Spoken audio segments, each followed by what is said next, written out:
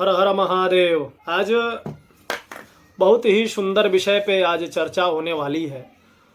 और इस जिस विषय पे आज हम चर्चा करने वाले हैं बहुत ही महत्वपूर्ण है। हालांकि हमें लगता है कि सभी लोग परेशान है। और कुंडली में भी कहा गया है जो नौ ग्रह होते हैं, नौ ग्रहों के जो राजा होते हैं वो भगवान सूर्य होते हैं। और सूर्य की आराधना अगर जो आप करते हैं तो आपके नौ ग्रह आपके अनुकूल रहेंगे, इसमें कहीं से कोई संदेह नहीं है। तो आज उन्हीं नौ ग्रहों में एक जो ग्रह है भगवान सूर्यदेव, भगवान सूर्यदेव का जो स्तुति पूजा और प्रार्थना आराधना इत्यादि जो भी है उनका सूक्ष्म रूप से जो आराधना है सूर्यार्घ्य इत्यादि पे तो हमने वीडियो बनाया ही है। लेकिन ये जो स्तोत्र का पाठ आज हम आपको बताने वाले हैं इससे आपको क्या क्या फायदे हो सकते हैं ना बड़ा मुश्किल है, इससे अनगिनत फायदे हैं।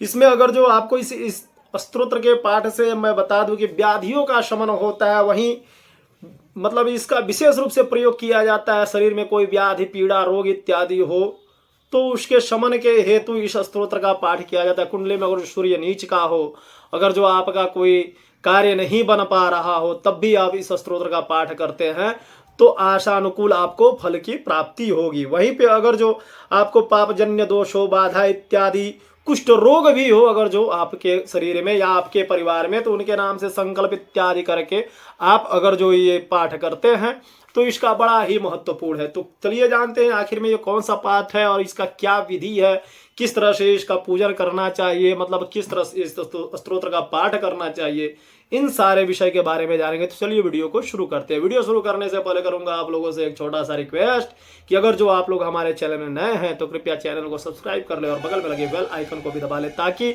आने वाले सारे वीडियो विषय की जानकारी आपको सबसे पहले मिलती रहे। तो इस स्तोत्र का नाम है आदित्य हृदय स्तोत्र। आदित्य हृदय स्तोत्र यानी भगवान सूर्य का यह स्तोत्र है और बहुत ही पावरफुल स्तोत्र है। हर कार्य के लिए अगर जो कोर्ट कचहरी से संबंधित या फिर रोग दोष इत्यादि जो भी हो, उन मतलब स्तोत्र ये सारे लोग हर चीज में काम करते हैं। लेकिन जो जैसे मान लीजिए अगर जो आप अंग्रेजी दवा खाते हैं तो डीएसआर इत्यादि कुछ गैस की अलग दवाएं होती हैं, बुखार की अलग होती है, उसी तरह से हर कार्य के लिए अलग अलग स्तोत्र पाठ जप मंत्र इत्यादि होते हैं। तो ये स्तोत्र है आरोग्य कारम आदित्य हृदय स्तोत्र। आदित्य हृदय स्तोत्र जो है वो दो प्रकार के हैं। एक है रामचरित वाल्मीकि रामायण में जो रचित है वो आदित्य हृदय स्तोत्र है। तो अगर जो आप चुनाव इत्यादि इनमें आप लड़ रहे हैं या कहीं आपको विजय चाहिए, कोर्ट कचहरी में अगर जो आपको विजय चाहिए तो आप उस स्तोत्र का पाठ कीजिए जो वाल्मीकि रामायण में दिया हुआ है। लेकिन ये जो स्तोत्र है रावणकृत जो स्तोत्र है इसका बड़ा ही महत्व है। तत्व युद्ध परिश्रांतरम, जब भगवान राम इत्यादि मतलब ये युद्ध से संबंधित भी स्तोत्र है, इसमें कहीं कोई संदेह नहीं है। तो इसका विषय मतलब अब ये जानते हैं कि इस स्तोत्र का पाठ कैसे करना है, नियम क्या है।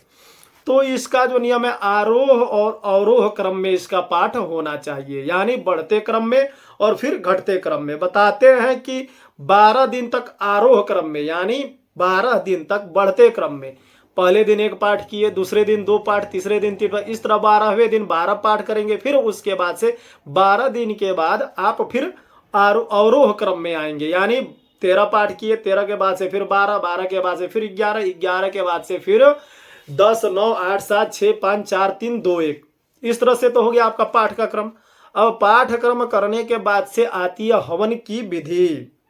तो 13वें दिन एक पाठ न्यून करते हुए पाठ इस तरह से आरोह आरोह करके अब हवन के लिए क्या करना है, पर किशमिश का किस चीज से हवन करना है तो किशमिश से और घी से।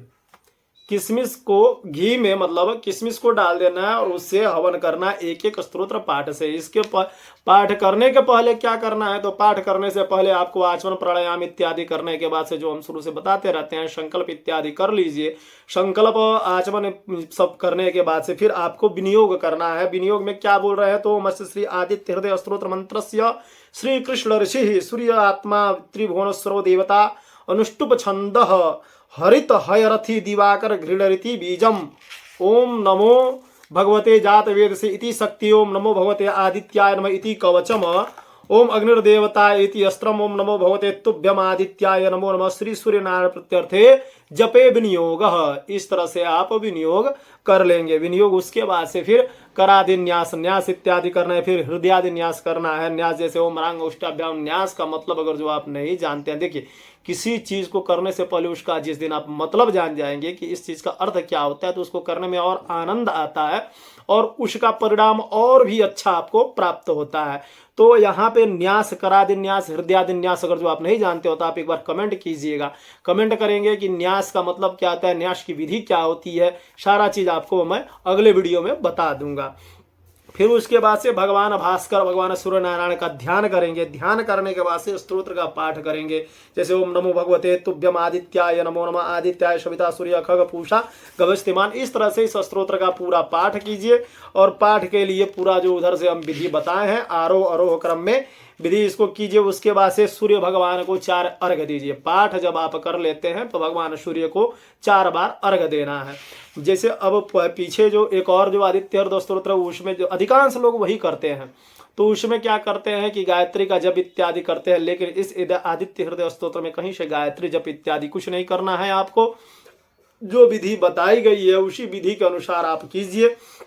और लास्ट में अर्घदान देने के बाद से सूर्य की प्रार्थना करनी चाहिए। आदित्य प्रथमम नामम द्वितीयम च दिवाकरम, इस तरह से आदित्य भगवान सूर्य के जो नाम है उन सारे नामों का स्मरण करते हुए उनकी प्रार्थना करनी चाहिए। फिर प्रार्थना करने के बाद से दाहिने हाथ में जल लीजिए। जल लेने के बाद से ओम अस्य श्री भविष्यत पुराण अंतर्गत आदित्य ओम अनेन कृतार्चनेन भविष्य पुराण अंतर्गत आदित्य हृदय स्तोत्र पाठ कर्मणा तत्व संपूर्ण फल प्राप्त्यर्थम भगवान आदित्य नारायण या फिर भगवान सूर्य भास्कर प्रियताम नमः, ऐसा बोलते हुए आपको उस जल को अर्पण कर देना है। जल अर्पण करने के बाद से फिर आपको आसन के नीचे जल गिराइए। जल गिराने के बाद से माथे से लगाइए, कंठ से लगाइए। ओम शक्राय नमः, ओम इंद्राय नमः इत्यादि ये सब बोलते हुए आप उठ जाइए। अगर जो आप ये क्रिया लगातार कर लेते हैं तो आपके शरीर में किसी भी तरह का रोग हो, कोई व्यभिचार भी हो, व्यभिचार मतलब किसी का नजर दोष इत्यादि आपको लग गया हो,